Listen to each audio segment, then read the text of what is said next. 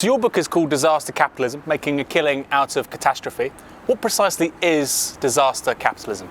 People or corporations making money from misery. So in the book I visit places like Afghanistan, Haiti, Papua New Guinea, US, UK, Greece and Australia, looking at organisations who are making money from immigration, from war, from aid, from mining, and saying that, I'd say in the modern age, in the last, say, 30 or so years, the corporations become more powerful than the state, and why that's a problem, and why the line through all those countries, although of course they're all individual and unique, is that often the same corporations are involved making money from the most vulnerable people. And that, to me, I think, and a lot of people in society, is a problem. How new is this precisely? Because you're saying several decades old. Is there a precise date where you can pinpoint this was the birth, this was the genesis of disaster capitalism? There wasn't a particular day, but I think certainly from the early 80s, the Prime Ministership of Thatcher in the UK and Reagan in the US introduced this idea somehow that the state was too powerful. We had to reduce the influence of the state and therefore outsource things like prisons and other services, public services, to the private sector. The idea being that it would become more efficient, and therefore it made sense that the government would have more money, so the theory went, to spend on other important services. The fact is that now in 21st century, in the vast majority of cases, the majority of people don't want their hospitals being run for profit. They don't want that because they know that often the services for that are far worse.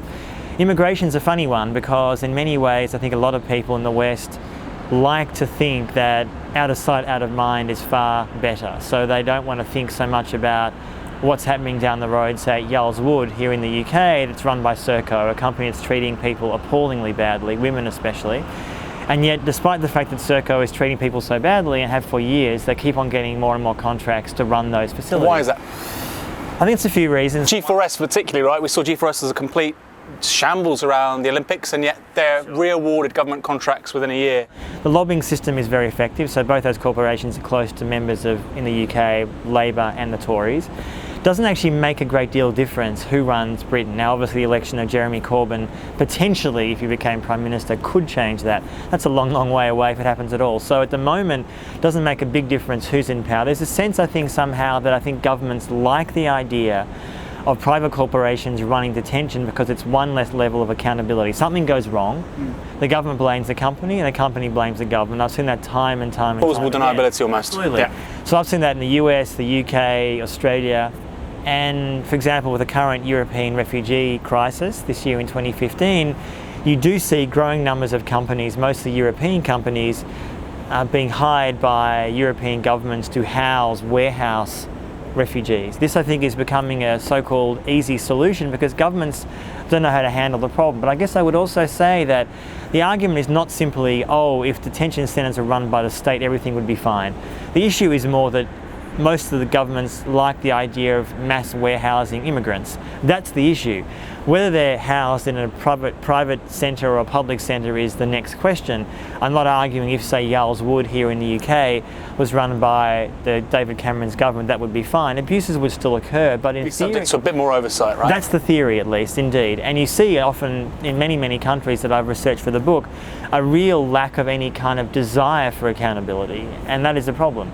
So speaking of migrant detention centres, we've got a referendum in this country about membership, continued membership of the European Union, probably next year.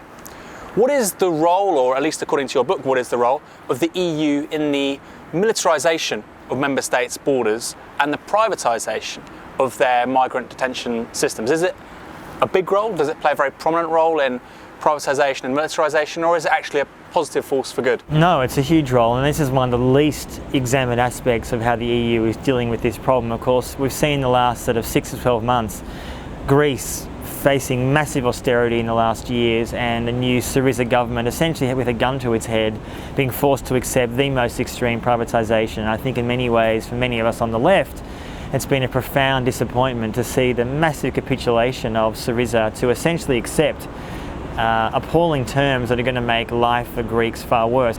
Greece is almost a classic case study of a nation that was on its knees after years of insane austerity, and the new Syriza government was pretty much told, and we've heard this from Yanis Varoufakis, the former foreign minister, and others, that the EU didn't really care that there was a new government. For them, former Greek governments had accepted austerity.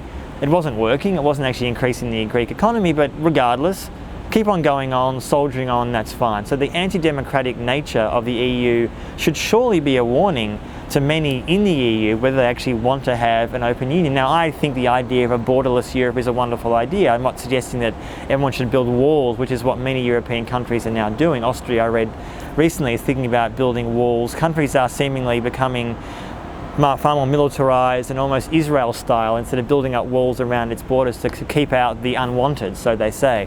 But the problem is that the EU is totally undemocratic and seemingly disinterested in finding a viable solution. So rather than trying to address the reason why people are coming in the first place and investing resources to try to deal with humanitarian crisis in Syria, Afghanistan, Iraq and elsewhere, they feel that the solution is to support private corporations that are assisting them in surveillance and policing. More and more people on the left and the right fear the idea of a European Union which is seemingly above the law, seemingly not interested in actually having a decent conversation with elected governments about what should be done, and worse, a growing rise of the far right across Europe. And many people may be aware that a neo-Nazi party, Golden Dawn, is the third biggest party in Greece. They're not a fringe player, they're a major player across Europe, Scandinavia.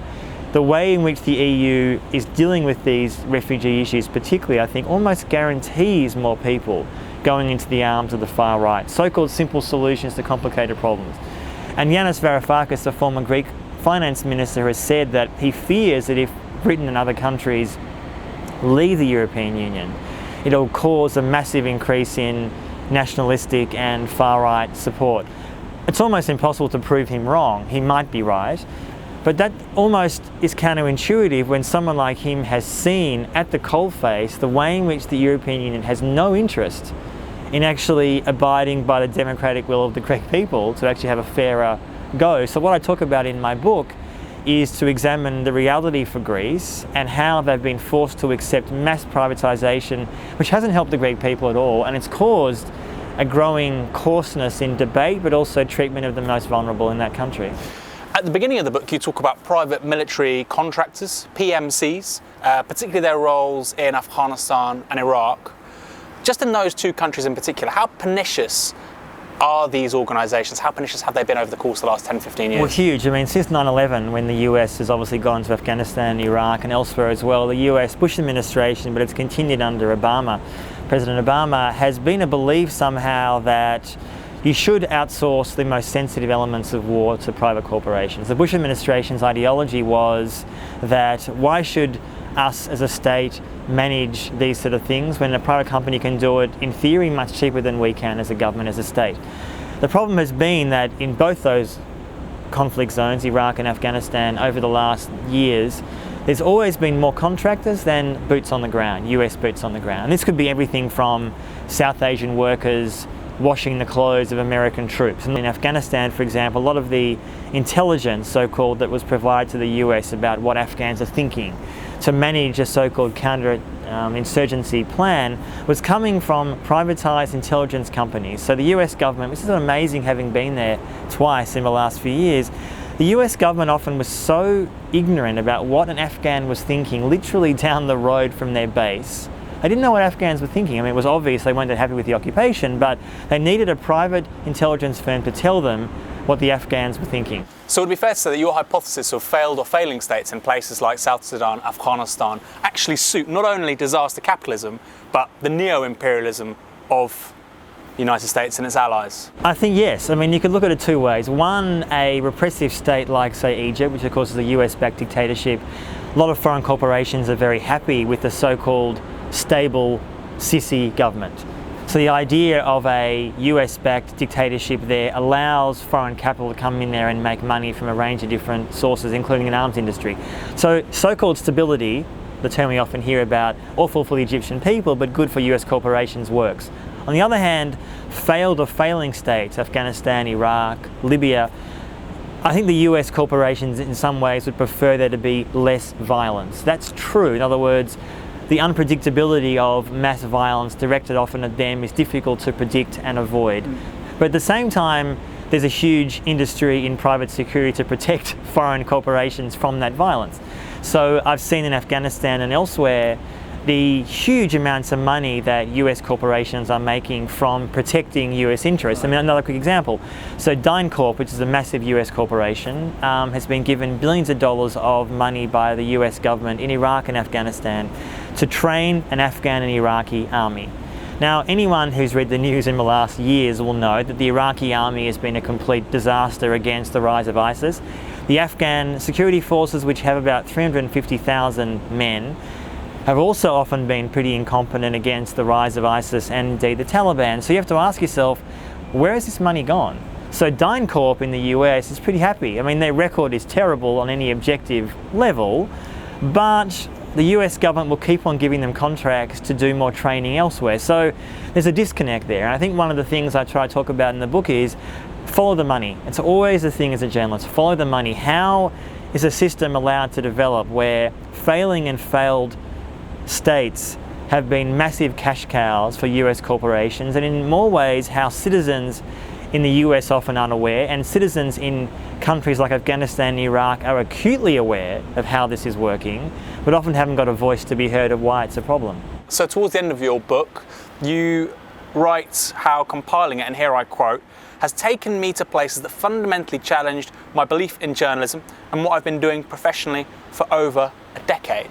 So as an investigative journalist, as somebody who's been on the front line of some of the most dangerous places on earth where there are huge imbalances of power, what's your view on the role of the media in the 21st century? What are its limits? And what can be done to improve it in scrutinising power, in holding the powerful to account? Look, I think journalists like to believe that they are at the forefront of questioning power and bring information to people who aren't in those places. But the truth is, you go to all these places that I have, including in the book, and you really wonder, am I actually making a difference here? And not as in a white saviour complex way, that I think a lot of journalists who come from the West do have that sense that I go to a war zone, I'm bringing back the truth to the people of Britain and they're now informed. Yeah, they're informed, but the wars aren't stopping. The outsourcing has not stopped.